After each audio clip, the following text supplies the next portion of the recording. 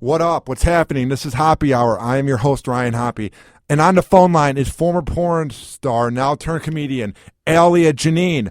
How's it going? Hello, how are you? I'm doing good. I find your journey to be very unique, to go from working in porn to now being a comedian. So how has everything been?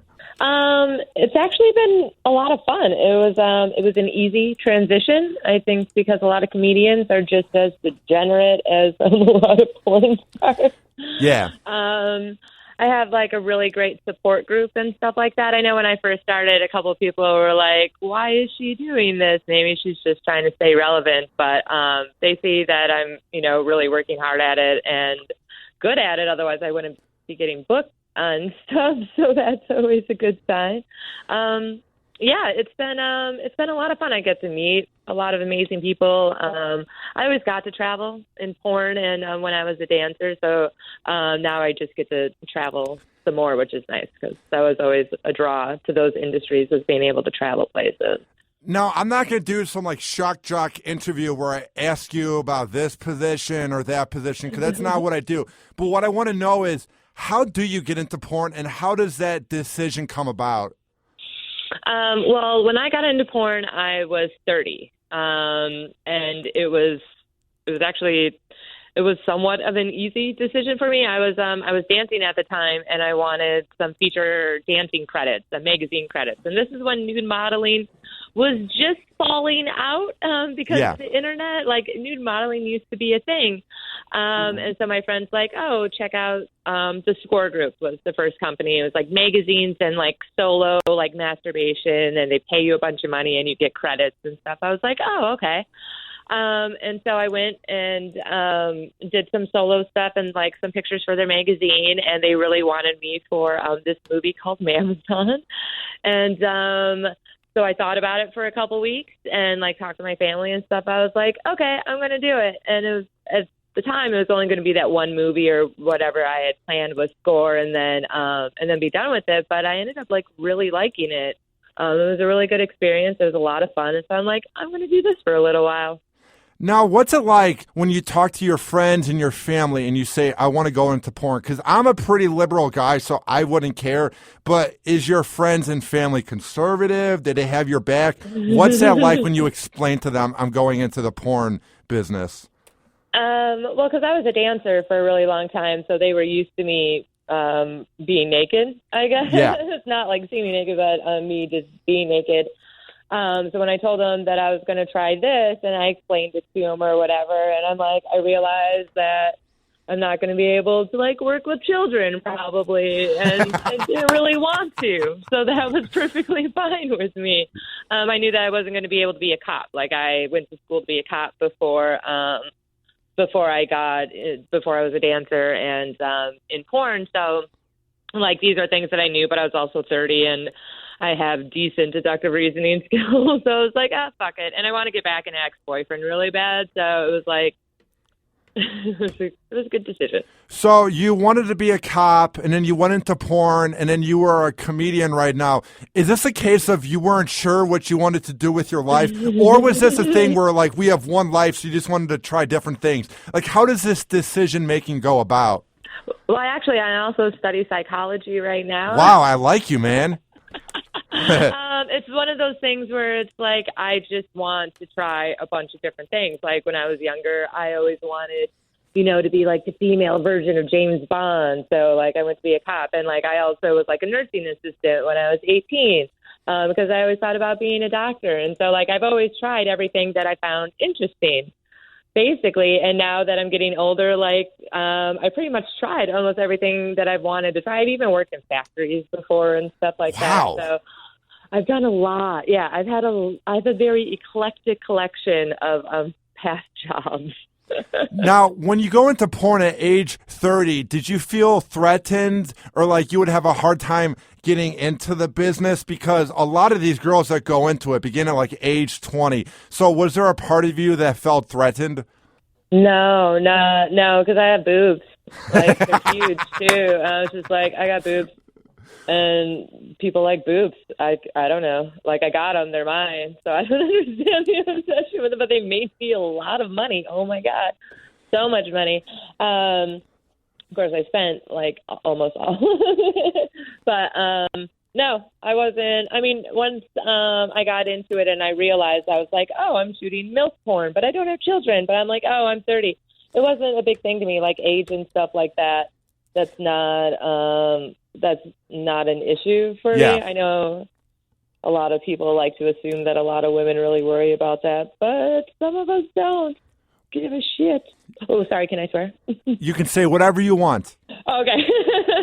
I always forget to ask that at the beginning. So now what I want to know, too, is what's it like when you get approached by a fan? Because I have a small fan base here in Tampa, but whenever people approach me, it's like, I love when you rant. So what's it like for you when a fan comes up and is like, are you Alia? Like, is it a weird vibe, or since you're a free spirit, does it flatter you? Well, it depends. Some fans can actually be kind of creepy, and like that's what I'm saying. They've seen me like on film having sex, that they could like come up and like try to touch me, or like that I'm going to give them a hug or something like that, and that's not the case. I actually have more people come up to me now and recognize me from my comedy and be like, oh, and then I watched one of your porns. And I was like, oh, okay, whatever. I think a lot of my fans know that, like the ones that really follow me know that, like, I like fans, I love them, and I like their support, but I also, like, don't want to be creeped out by this. Like, I don't need weird scripts. Like, I've gotten scripts before from fans, like, that is weird. I would be creeped out. Yeah, no, it's like super weird stuff. And I know that not all my fans are like that, but a lot of porn fans, you know, they create like these relationships with like my persona, like my online persona, or like the character that they see in my movies. And it's just like, you know, they need to separate the two. I'm a real person. Now, here's what I want to know too. It seems like before a porn is made, sometimes they'll show the like footage of them interviewing the girl, and it seems like a laid back vibe. But what's the vibe like after the porn is done? Is it ever awkward? Is it pretty laid back? What's it like when the final shot is done? No pun intended. It's basically just like shower, clean up, get your money, and leave. It's pretty basic. It seems pretty laid back. Sometimes we have to do exit interviews or whatever. Why? Legal purposes, just to be safe. Like for kink.com, because they do some pretty crazy stuff. Like you do an intro interview and then an exit interview. Sometimes they do it for the website and stuff like that. Some fans really like that kind of stuff. So it just depends on the company. Not everyone does it. What is the key to like making it work? Let's say you got 2 hours of sleep and you're not even horny whatsoever, or you don't have any sex drive. Has there ever been a point where you've really faked it on camera, or was there a way for you to get in the zone? Well, it's just like any other job. Some days, like, it's a job that I really enjoyed, so I obviously like going to work more than other people. But yeah, there'll be some days where it's like, oh, I have to go do anal today. This sucks. Yeah, that does seem kind of weird, because then you have to plan out what you eat, and it just seems like something where you need to at least make it seem like you want it on camera, because it seems like a lot of these girls at times don't want to do it. You can just kind of tell by the look in their eyes, you know? Yeah, the dead eyes. What I want to know, too, is at these porn conventions like the AVN Awards, what is the vibe like? It's, I don't know, it's an award show. I go. Have you ever won any awards? No, I was nominated for Mainstream Star of the Year through AVN in 2015, and I won a couple others now through AVN. There's like other award stuff. Were you mad when you didn't win, or do you not really care? No, but I did lose to James Dean, and so when that whole like thing came out where like he allegedly was a rapist, I had a bit about how I lost to a rapist. Alleged. What is James Dean like? He seems like kind of a creep. Oh, God. I don't really know James Dean. I'm not going to comment on James Dean. What else I want to know is, so what is your podcast like for people that haven't heard it? The Hormones podcast is it's an anti-feminist feminist podcast that I co-host with comedian Jackie Furback. We pick different topics that are going on in the news or just in general. We have a really good show on pedophilia, We just started interviewing people. Dan Soder is our guest this week. We've interviewed Mia Isabella, who was a trans porn star, retired, and it's sex positive, and it's two different takes. Jackie's very, very conservative, and I am not conservative, so it's like our two different views on specific like topics involving sex and relationships, dating, that kind of stuff. What's your ultimate goal with the podcast? Do you want to get it picked up on Sirius XM? Would you want to do FM radio? Do you want to be as big as Adam Carolla? What's the ultimate goal with the podcast? Right now, it's just to do it. I have my own podcast network, so it's already on a network. It's not a huge network, but it's the Misfits Network. I operate and own that. With the podcast, I mean, it gets us a lot of fans. I have a comedy show based off of it called the Hormones Comedy Show, and it's an all-female-based comedy show where I have like a sex educator or like a relationship expert or something like that come, and we had the audience fill out like a little questionnaire and give away prizes from different sponsors and stuff like that. What are some of the best cities and some of the weirdest cities that you've gone to so far in your comedy career? Well, actually, I used to live in the Tampa area. I lived in St. Pete for a while. And really? Then Dunedin. Yeah, I used to bartend at Snappers. Oh, wow. Small world. Yeah. But I was just down in, like, the Palm Beach area, West Palm Beach. Yeah. And they don't really have... they have, like, the improv, the West Palm Beach Improv, but I was trying to find, like, an open mic, and they have, like, one every Tuesday of the month out there. It was really sad. So I thought that was weird just because there wasn't – maybe I'm just so used to, like, L.A. and New York where I could find an open mic anywhere at any time almost. Are there scouts at these open mics, maybe in Los Angeles or New York City? Like, when you go there, are you just practicing your work, or are you hoping that someone might give you your big break? Oh, God, no, at an open mic. I don't know whatever like that is at an open mic. No, I just, it's just practicing new bits. I host the open mic. I co-host an open mic at the Stand here in the city with Steve Martin on Tuesdays. So that's a lot of fun because it works on your hosting skills, my hosting skills, and then also, like, you get to do your bits and stuff like that. So, no, I just use open mic to work on stuff. I have like plenty of connections. If I need to see a scout, I could just go see a scout. How often do you come up with jokes? Like, how do you come up with your material that you cover in your show? Because it's very edgy, but I think it's very funny as well. Well, obviously a lot of it's based off of my porn career. People find that very fascinating. One of the hard parts is trying to find, because you need to be able to relate to the audience, and even though 99.9% of people like watch porn, it's a little bit more difficult to like relate to somebody who's been in it. So I have to like try to ease the crowd that way. So that took me a little while to work on that. But I also have other bits about like relationships, and I have like a couple political jokes that, I mean, everyone has to have at least one Trump joke at this point. What is your take on Trump? He makes my head hurt. Like, he's terrifying. He's fucking terrifying. He's insane, but it also shows just like how horrible a lot of Americans are and just how out of touch they are with reality.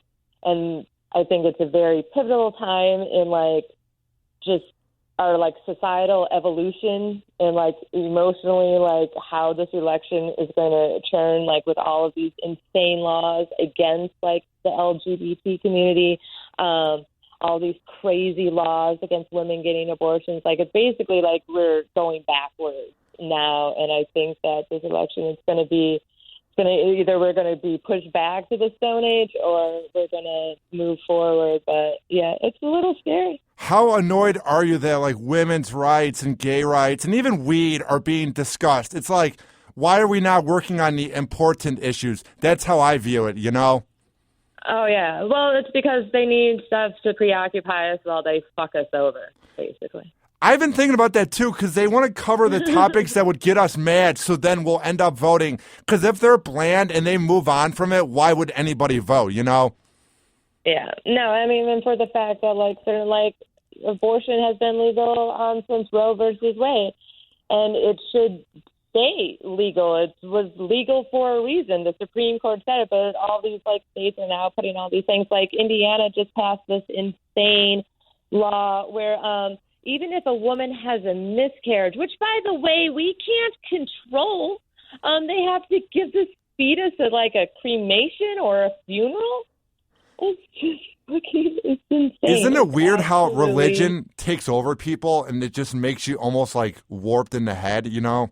Well, I've come to realize, too, because it is the year 2016, and there's so much scientific proof and evidence that there is no God, any of the gods, any of the religions, that he's just a made-up character that people made. So people knew where they came from because they didn't have science the way that we have it now. And I think more and more people are losing faith in that, in this God, Jesus, whatever, Allah, whatever you like pray to. And I think that people are starting to get scared of that. And so they're like, and when people don't know things, they get agitated, they get angry, and they lash out. Yeah, it's weird. Ever since the internet has become more prevalent and you can find anything on there, I think people are losing their faith. Like, I love it. Yeah, I love it, but it's disgusting at the same time. Like, I took Facebook off my phone. I don't have Facebook on my phone anymore. I rather text people or email. Like, I prefer, like, actually talking to people on the phone over, like, texting, because I think like, people need more human connection. Who is it? I think it was Albert Einstein has a quote where it says that, like, the more technology advances and, like, the less people interact, like, something really shitty is going to happen. I can't remember the name. I can't remember the quote, obviously. I still thought. But it was Albert Einstein. It was really smart, so look it up. Have you seen the movie Idiocracy? Oh, yeah, no, it's happening now. Isn't it scary? Favorite movie. It's fucking terrifying. It's so terrifying. I mean, that's a great movie, but at the same time, I'm like, oh, this is going to happen. When it first came out, I'm like, oh, this is totally the way that it's going to happen. And now it is actually happening. Like, people are dumb. And there was even an article where it said that intelligent people aren't having as many babies. It's like, you know, average intelligence and stuff like that. So it's like basically the beginning of Idiocracy. Yeah, it's terrifying. I'm super glad that, like, I'm getting older and hopefully I'll be dead by the time, like, shit really hits the fan. Yeah. That's what I'm looking for, at least. I think what's ruining everything, Alia, is the internet. I think we're losing our social skills and we're taking our life not too seriously and we're focusing too much on social media and the internet, you know? Yeah, but like how my Twitter profile looks to other people, or is this, and people just posting all sorts of crazy political crap on Facebook. And, like, there's studies that even say, like, Facebook makes you depressed and sad and angry. So it's like, why are you on it? Yeah. I'm on it because of my family. And, like, it does have a good purpose if you use it correctly. Like, all I pretty much use Facebook now for is, like, puppy videos. And, like, I just repost articles. Like, I don't even, like, really comment back when people post. I keep a very, very small, limited number of people on my Facebook page. They're all people that I know. So that's another thing. People just start adding random people that they don't know, and that's how they end up, like, getting stalkers or getting these huge fights or end up in, like, Bro Bible. Do you find it weird that people hide behind the keyboard and they say really mean things, or does it not really bother you on, like, let's say, Twitter? Oh, no, it drives me insane because I've always been, if you're going to say something, say it to my face. Exactly. Kind of person. That's the way that I was raised. Like, I used to have fight clubs when I was younger for kids, like boys that would pick on my younger brothers. I used to beat the crap out of them. So I have this thing, like, I'm also not good at roasting for that exact reason, too, because all I want to do is punch people when I get in that frame of mind. I'm a horrible roaster.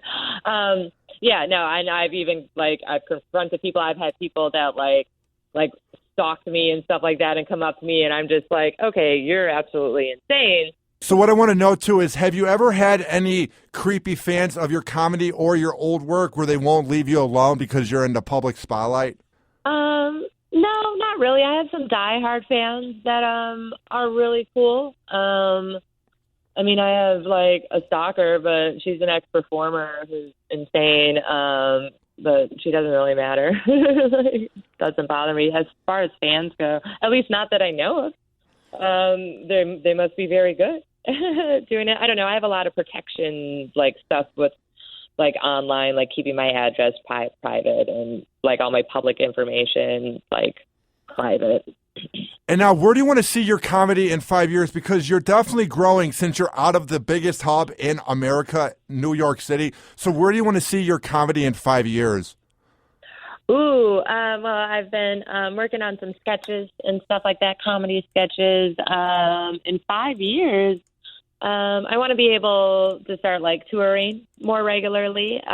With this degree in psychology, I'm getting my master's in sexual therapy, but I want to get my PhD based around like different about porn, basically like sexual addiction, sexual dysfunction, and I want to be able to tour colleges and stuff like that. So I'll be able to use my comedy and my degree all in one big happy package. Now, before I let you go, where can people find your work online, and what are some of your next tours? Well, they can find me online at AliaJanine.com or Twitter, the Alia Janine. Also, themisfitsnetwork.com, hormonespodcast.com, Instagram, alia.janine. I have a show in Connecticut, which is real far away from Tampa, Florida. By the way, that's April 13th at 7:30 p.m. at the Hartford Funny Bone. Very excited about that. And then I have a hardcore comedy show. These are both shows that I produce at the end of May, I believe May 27th. But just follow me on Twitter and you'll see.